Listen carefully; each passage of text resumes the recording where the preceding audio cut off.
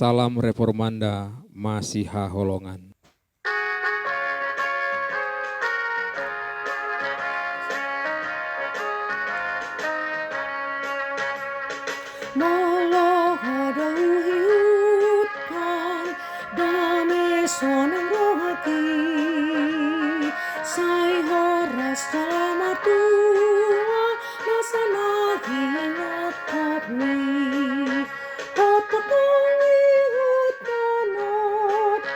Yesusnya paluau,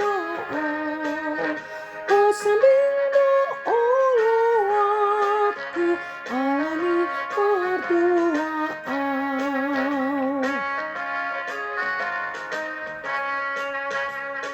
Narabe doa manon mangasam padamu, molongon amar gogoyhon paluha holongoni, otokong ihut konakku Yesus na paluau, oh sambil aku alami perdoaan.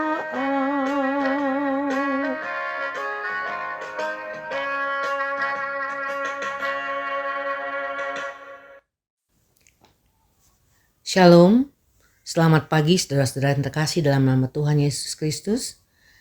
Hari ini Sabtu 26 November 2022, renungan kita diambil dari Ratapan 3 ayat 27 yang berbunyi, adalah baik bagi seorang pria memikul kuk pada masa mudanya.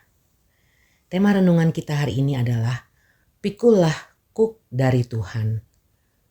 Kuk berbicara tentang suatu beban yang diberikan Tuhan kepada seseorang, dan kuk dari Tuhan sebenarnya adalah kuk yang enak dan bebannya ringan. Matius 11 ayat 30.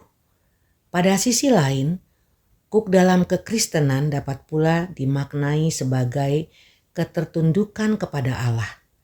Hal ini cukup relevan bila dihubungkan dengan masa muda, yaitu suatu masa yang penuh dengan energi sekaligus penuh risiko dan memberontak. Artinya masa muda adalah sebuah masa yang berpeluang untuk tidak tunduk kepada Allah karena berbagai godaan. Berdasarkan hal tersebut di atas, maka semestinya dimaknai bahwa Tuhan memiliki maksud dan rancangan yang terbaik bagi umatnya. Dengan demikian, apabila kita memikul kuk dari Tuhan, pun ketika kita masih muda, tentu memiliki pengaruh yang positif dan baik bagi hidup dan kehidupan kita. Hal itu juga memberikan kepastian bahwa bila hidup kita di tangan Tuhan dan berada pada pimpinan Tuhan, maka ada ketertundukan kepada Tuhan dan akan memberikan sesuatu yang sangat luar biasa pada saat ini dan juga di masa yang akan datang. Apa saja yang kita lakukan memikul kuk Tuhan?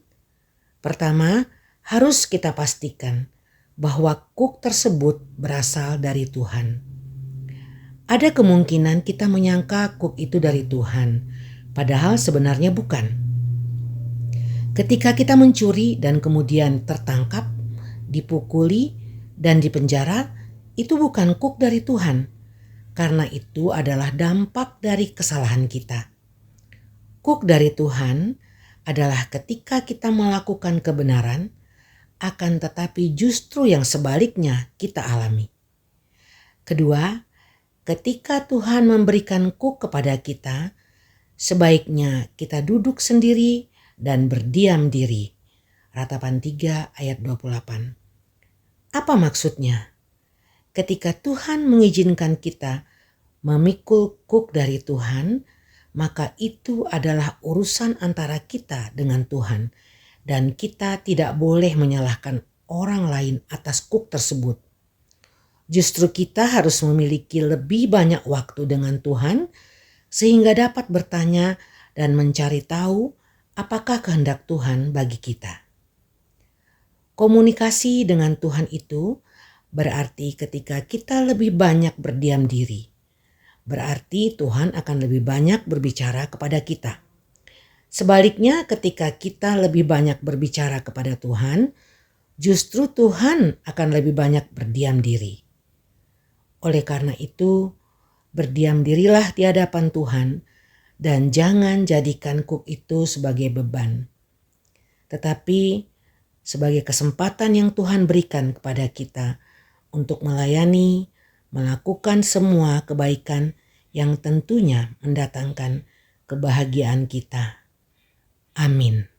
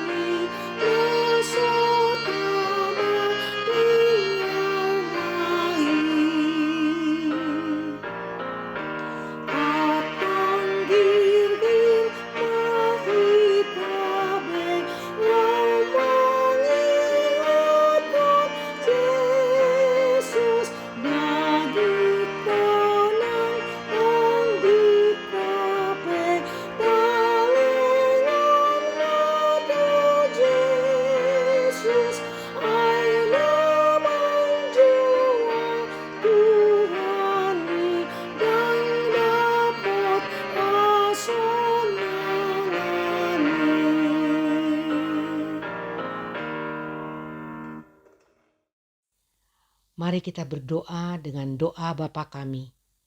Bapa kami yang di sorga, dikuduskanlah namamu, datanglah kerajaanmu, jadilah kehendakmu di bumi seperti di sorga.